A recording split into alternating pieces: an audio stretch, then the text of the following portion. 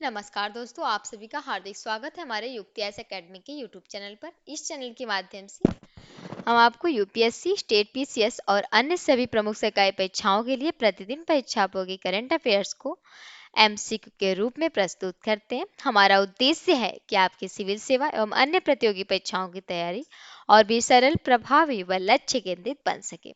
इसी के साथ शुरू करते हैं अपने 10 अप्रैल के सवाल से। सवाल पूछा गया था हमारा कि हाल ही में माइक्रोसॉफ्ट ने भारत में पहला एआई स्किल सेंटर की संस्थान के साथ शुरू किया। 4 विकल्प दिए थे इसमें, जिनमें था कि आईआईटी दिल्ली ने, बनारस हिंदू विश्वविद्यालय ने, चंडीगढ़ यूनिवर्सिटी ने या जामिया मिलिया इस्लामिया ने। तो सही विकल्प होगा इसमें से, ये शुरू किया चंडीगढ़ यूनिवर्सिटी। हाल ही में जो कि माइक्रोसॉफ्ट ने भारत में अपना पहला अत्याधुनिक AI skill centre Chandigarh university के साथ मिलकर स्थापित किया है।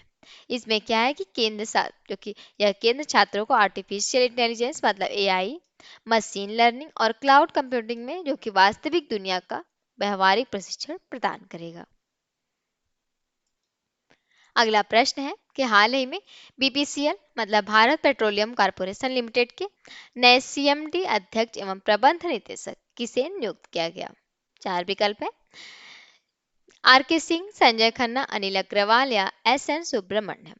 सही विकल्प हो जाएगा जिसमें से संजय खन्ना, क्योंकि संजय खन्ना को बीपीसीएल का नया सीएमडी नियुक्त किया गया और ये कब तक रहेंगे तो 2029 तक इस पद पर नियुक्त किए गए हैं। ये इनके पास जो कि 30+ साल का अनुभव है जो कि रिफाइनरी और तकनीकी क्षेत्र में। आखिरकार बीपीसीएल क्यों महत्वपूर्ण है, यह बात आती है कि यह क्यों इतना महत्वपूर्ण है। बीपीसीएल जो कि भारत की एक बड़ी तेल और गैस कंपनी है, इसके नए सीएमडी के तहत रिफाइनरी क्षमता बढ़ेगी, पेट्रोकेमिकल सेक्टर मजबूत होगा और बड़े निवेश जो कि 75,000 करोड़ की योजना का। खास बात तो ये है इसमें कि उन्होंने मुंबई और कोच्चि रिफाइनरी में काम किया है और कई बड़े प्रोजेक्ट जैसे पीडीपीपी को लीड किया है इन्होंने। अगला प्रश्न है कि हाल ही में दुनिया का पहला कमर्शियल U6G एसजेट इंटरनेट नेटवर्क किस देश ने लॉन्च किया। 4 विकल्प है, चीन, जापान, संयुक्त अरब अमीरात ने या फिर दक्षिण कोरिया ने। तो हाल ही की बात है, दुनिया में पहला कमर्शियल U6G एसजेट इंटरनेट नेटवर्क की लॉन्च किया है संयुक्त अरब अमीरात ने। इससे यूएई बना मतलब दुनिया का पहला 10G राष्ट्र। इसका मतलब है कि इंटरनेट स्पीड बहुत ज़्यादा होगी और लगभग 10 Gbps तक माना जा रहा है। इससे क्या है कि एआई तकनीक, हाई स्पीड डेटा, वही स्मार्ट सिटी और तेजी से विकसित होंगे और इन्हें जो कि गोल्डन बैंड भी कहा जाता है, याद रखेंगे। अगला प्रश्न है कि हाल ही में 96 वर्ष की आयु में निधन होने वाले भारत के सबसे उम्रदराज टेस्ट क्रिकेटर कौन थे। 4 विकल्प है, चंद्रकांत पाटड़कर, सीडी गोपनी जो कि गोपीनाथ, कपिल देव या सुनील गावस्कर। इनमें सही विकल्प हो जाएंगे सीडी गोपीनाथ।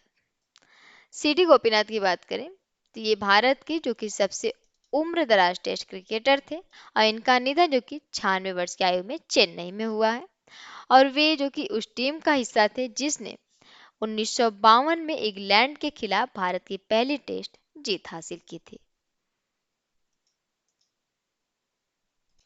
अगला प्रश्न है कि हाल ही में ऑर्थोडॉक्स ईस्टर के अवसर पर यूक्रेन के साथ अस्थायी युद्ध विराम की घोषणा किस देश के राष्ट्रपति ने की। 4 विकल्प है, अमेरिका, रूस, फ्रांस या जर्मनी। जिनमें से सही विकल्प हो जाएगा रूस के राष्ट्रपति ने। रूस के राष्ट्रपति जो कि व्लादिमीर पुतिन ने यूक्रेन के साथ अस्थायी युद्ध विराम की घोषणा की है। रूस सही विकल्प हो जाएगा इसमें से। अस्थायी युद्ध विराम की बात करें जिसे इंग्लिश में कैश फायर भी बोलते हैं, ये कुछ समय के लिए लड़ाई रोक देना होता है इसमें ताकि शांति का माहौल बन सके। आखिरकार ये युद्ध कब हुआ तो यह युद्ध विराम जो कि 11 अप्रैल 2026 शाम 4 बजे जो कि मास्को समय से शुरू हुआ था और 12 अप्रैल 2026 आधी रात तक चला है, यानी लगभग 32 घंटे का विराम था इसमें। और यह क्यों किया गया? तो यह ऑर्थोडॉक्स ईस्टर जो कि धार्मिक त्योहार के कारण किया गया, ताकि त्योहार शांति से मनाया जा सके और दोनों देशों में तनाव थोड़ा कम हो। अगला प्रश्न है कि हाल ही में राजदूत प्रीति शारन को संयुक्त राष्ट्र की किस संस्था में पुनर्निर्वाचित किया गया? चार विकल्प है: यूनेस्को, CESCR, WHO या यूनिसेफ की। सही विकल्प हो जाएगा इसमें से CESCR की। CSCR की बात करें तो इसका फुल नेम होता है जो कि committee on economic, social and cultural rights, ये होते हैं इसके फुल नेम। और प्रीति शानन की बात करें तो यह एक जो कि अनुभवी भारतीय राजनयिक है और उन्हें संयुक्त राष्ट्र की CSCR समिति में 3 साल के लिए फिर से चुना गया है। ये है प्रीति शारन। आखिरकार बात करें CESCR की, ये होता क्या है? ये क्या करता है कि यह संस्था देखती है कि देशों में शिक्षा, स्वास्थ्य और रोजगार जैसे मानव अधिकार सही तरीके से लागू हो रहे हैं या नहीं, ये इसका काम होता है। और आखिरकार ये इतना महत्वपूर्ण क्यों है? तो भारत को जो कि यूएन में बिना विरोध की जीत मिली और वहीं इससे भारत की वैश्विक पहचान और प्रभाव भी बढ़े हैं। अगला प्रश्न है कि हाल ही में ऑपरेशन हिम सेतु किस राज्य में चलाया गया? तो चार विकल्प है: हिमाचल प्रदेश, सिक्किम, उत्तराखंड या अरुणाचल प्रदेश। इनमें सही विकल्प होगा सिक्किम। भारतीय सेना के जो कि त्रिशक्ति कोर ने सिक्किम मतलब उत्तरी क्षेत्र में ऑपरेशन हिम सेतु शुरू किया। इस ऑपरेशन का मुख्य उद्देश्य है कि जैसे भारी बर्फबारी और भूस्खलन के कारण लाचेन और चुंगतांग के बीच जो कि फंसे पर्यटकों को सुरक्षित बाहर निकालना। सेना ने इस दौरान जो कि लोगों को भोजन, चिकित्सा सहायता और संचार सुविधाएं प्रदान की। साथ ही विशेष वाहनों और बसों के जरिए उन्हें सुरक्षित स्थानों तक पहुंचाया गया।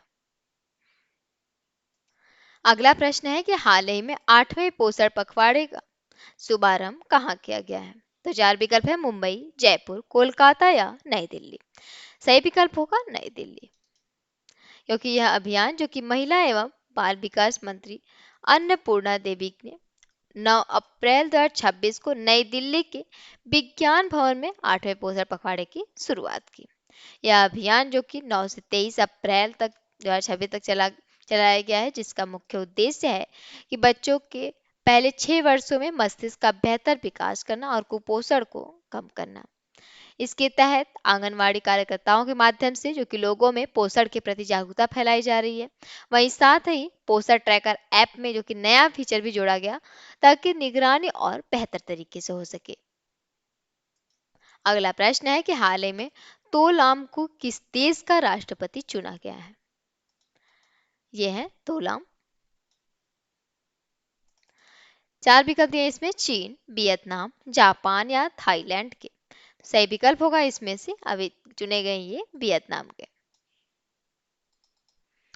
तो लाम को जो कि हाल ही में वियतनाम का नया राष्ट्रपति चुना गया है और इन्होंने जो कि 7 अप्रैल 2026 को पद की शपथ ली है। इनके कार्यकाल की बात करें तो ये 5 वर्ष जो मतलब 2026 से 2031 तक होगा। और इसके पहले जो कि इससे पहले वे वियतनाम की कम्युनिटी पार्टी के महासचिव और सुरक्षा मंत्री भी रह चुके हैं, याद रखेंगे। इनके राष्ट्रपति बनने के बाद जो कि अब पार्टी प्रमुख और राष्ट्रपति दोनों पद एक ही व्यक्ति के पास है, जिससे उनकी शक्ति और प्रभाव बढ़ गया है। और भारत के प्रधानमंत्री नरेंद्र मोदी ने जो कि इन्हें इस पद के लिए बधाई दी है। अगला प्रश्न है कि हाल ही में सिंधी भाषा में भारत के संविधान का नवीनतम संस्करण किसने जारी किया? तो चार विकल्प है, जिनमें से है द्रौपदी मुर्मू ने, सीपी राधाकृष्णन ने, नरेंद्र मोदी ने या अमित शाह ने। तो ये किया है उपराष्ट्रपति सीपी राधाकृष्णन ने। भारत के जो कि उपराष्ट्रपति सीपी राधाकृष्णन ने 10 अप्रैल 2026 को नई दिल्ली में सिंधी भाषा में संविधान का नवीनतम संस्करण जारी किया। यह संस्करण जो कि देवनागरी और फारसी दोनों लिपियों में प्रकाशित किया गया, जो भाषाई समावेशिता की दिशा में एक महत्वपूर्ण कदम है। बात करें इसके मुख्य उद्देश्य की तो यह लोगों में जो कि इससे क्या है कि लोग अपनी मातृभाषा में संविधान को आसानी से समझ सकेंगे। और यह पहली बार है कि जब आज़ादी के बाद इस तरह सिंधी भाषा में संविधान प्रकाशित किया गया है, जिससे सिंधी भाषा और उसके साहित्य को भी बढ़ावा मिला है। अगला प्रश्न है कि हाल ही में राष्ट्रीय सुरक्षित मातृत्व दिवस कब मनाया गया। चार विकल्प है। 9 अप्रैल को मनाया गया, 11 अप्रैल को मनाया गया, 10 अप्रैल को मनाया गया या 12 अप्रैल को मनाया गया। तो राष्ट्रीय सुरक्षित मातृत्व दिवस की बात करें अगर, तो ये मनाया गया है 11 अप्रैल को। 11 अप्रैल को, जो कि भारत में मुख्य रूप से राष्ट्रीय सुरक्षित मातृत्व दिवस मनाया जाता है।